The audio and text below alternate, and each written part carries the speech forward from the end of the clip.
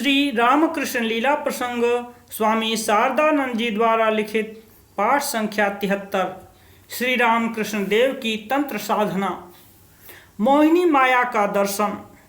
श्री जगन्माता की मोहिनी माया के दर्शन की आकांक्षा हृदय में उदित होने पर श्री रामकृष्ण देव ने उस समय देखा था कि एक अपूर्व सुंदरी रमणी गंगा जी के भीतर से निकलकर धीरे धीरे पंचवटी के नीचे उपस्थित हुई। उन्होंने देखा कि वह पूर्ण गर्भवती है तथा वह उनके समक्ष ही एक सुंदर पुत्र को प्रसव कर उसे स्नेहपूर्वक स्तनपान करा रही है।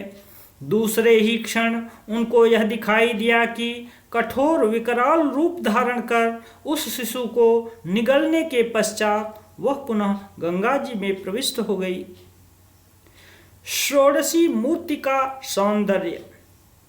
उपरोक्त दर्शनों के सिवाय श्री रामकृष्ण देव ने उस समय 10 भुज से लगाकर द्विभुज पर्यंत इतनी देव मूर्तियों का दर्शन किया था कि जिसकी कोई गणना नहीं है।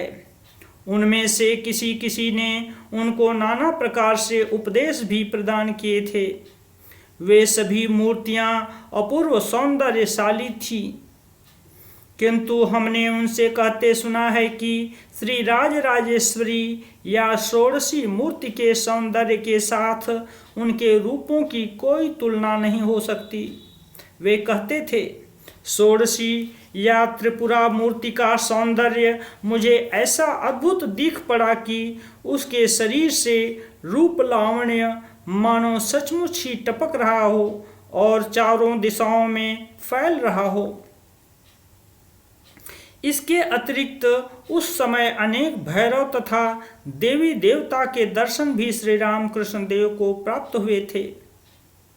तंत्र साधना के समय से श्री रामकृष्ण देव के जीवन में नित्य प्रति इतने अलौकिक दर्शन तथा अनुभव उपस्थित हुए थे कि हम समझते हैं उनका सम्यक उल्लेख करना मनुष्य की सीमित शक्ति से बाहर की बात है। तंत्र साधना की सिद्धि दशा में श्री रामकृष्ण देव का देह बोध राहित्य तथा बालक भाव का विकास। तंत्रोक्त साधना के समय से श्री रामकृष्ण देव का सुषुम्ना द्वार पूर्ण रूपेण उन्मुक्त हो जाने से बालक जैसी स्थिति में उनके सुप्रतिष्ठित होने की बात हमने उनके श्रीमुख से सुनी है। उस समय के अंत में प्रयास करने पर भी वे अपने शरीर पर पहनने का वस्त्र तथा यज्ञोपवीत नहीं रख पाते थे। वे कब कहाँ गिर जाते थे इसका उन्हें कोई पता ध्यान नहीं रहता था। यह कहना ही पर्याप्त है कि श्री जगदम्बा के श्री चरणों में उनका मन सतत संलग्न रहने के कारण उन्हें अपने शरीर का ज्ञान न रहना इसका मुख्य कारण था। स्वेच्छापूर्वक उन्होंने कभी वैसा आचरण नहीं किया था अथवा अन्यान्य परमहंसों की तरह उन्होंने नग्न रहने का भी कभी अभ्यास नहीं किया था। यह भी हमने कई बार उनके श्रीमुख से सुना है।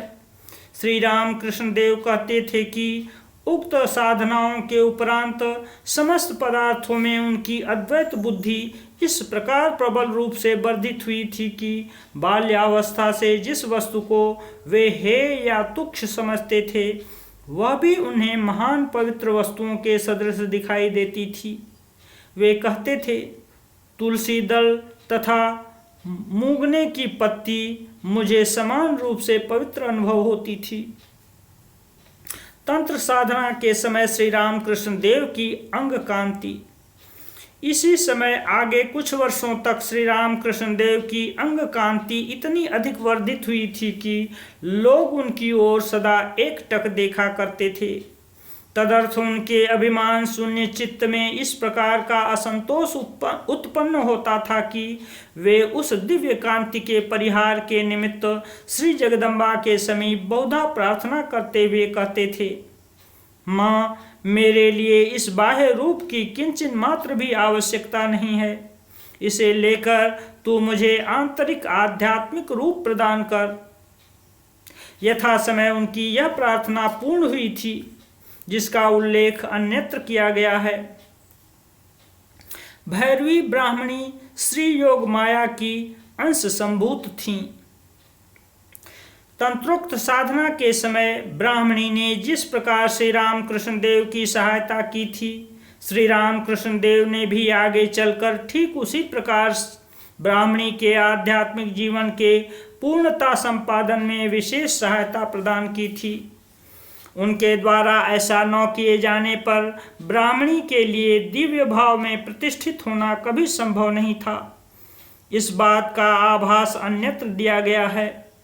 ब्राह्मणी का नाम योगेश्वरी तथा श्री रामकृष्ण देव उन्हें योग माया की अंश संभूत कहकर निर्देश किया करते थे।